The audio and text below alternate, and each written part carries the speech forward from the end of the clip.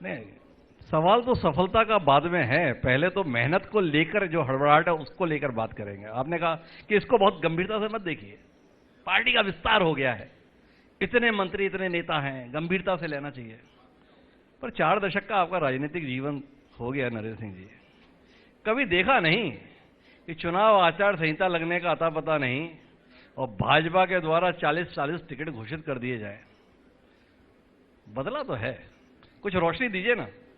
किस रणनीति के तहत जब चुनाव की घोषणा नहीं हुई उससे पहले देश की नहीं दुनिया की सबसे बड़ी पार्टी ने अपने प्रत्याशी घोषित कर दिए, वो भी इतनी बड़ी संख्या में, दोनों प्रदेश, मध्य प्रदेश, छत्तीसगढ़।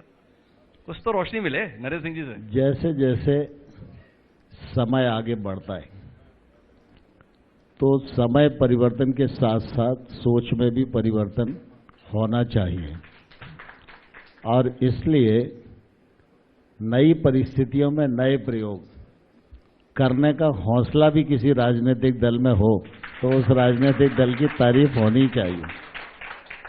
तो इस प्रयोग के पीछे आधार थोड़ा सा रोशनी तो मिले कि भाई जो ये प्रत्याशी घोषित किए गए हैं, किस रणनीति के तहत पार्टी ने इन्हें इतने पहले से घोषित किया है और इन्हीं सीटों पर क्यों किया है? नहीं, पार्टी तो 230 पर ही विचार कर रही है और लगातार इस बात पर मंथन चल रहा है। जैसे जैसे प्रक्रिया पूरी होती जा रही है वैसे वैसे हम आगे बढ़ते जा रहे हैं।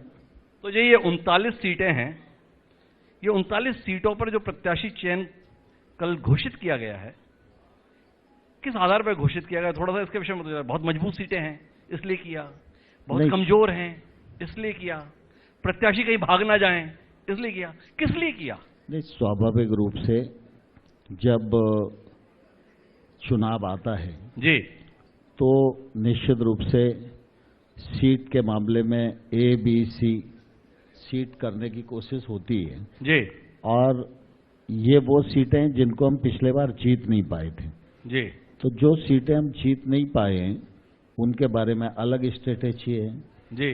जो सीटें हम कभी नहीं जीते उनके बारे में अलग स्ट्रेटेजी है जी। जो सीटें बार बार जीतते रहे हारते रहे उनके बारे में अलग स्ट्रेटेजी है, और जो सीटें हम जीते हुए उनके बारे में अलग स्ट्रेटेजी है। तो स्वाभाविक रूप से ये सीटें वे हैं जिनको पिछले बार हम जीत नहीं सके थे, उन पर हम लोगों ने विचार किया, मंथन किया और सोचा कि एक नया प्रयोग इस बार करना चाहिए। और आप सब इस बात को भली बात ही जानते हो जी कि प्रधानमंत्री नरेंद्र मोदी जी के नेतृत्व में और राष्ट्रीय अध्यक्ष नड्डा जी के नेतृत्व में संगठन और सरकार में कई प्रकार के नवाचार हुए जी। कौन सोचता था कि देश में 48 करोड़ लोगों का जनधन खाता खुल जाएगा? कौन सोचता था देश भर में 12 करोड़ लोगों के घर में शौचालय बन जाएंगे?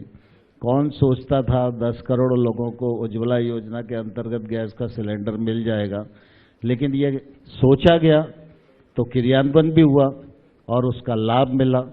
इसी प्रकार से दल की भी जो गतिविधियां हैं उनमें भी अनेक प्रकार के नवाचार समय समय पर करते रहने की आवश्यकता है। ये प्रयोग कर रहे हैं और मुझे लगता है प्रयोग सफल होगा।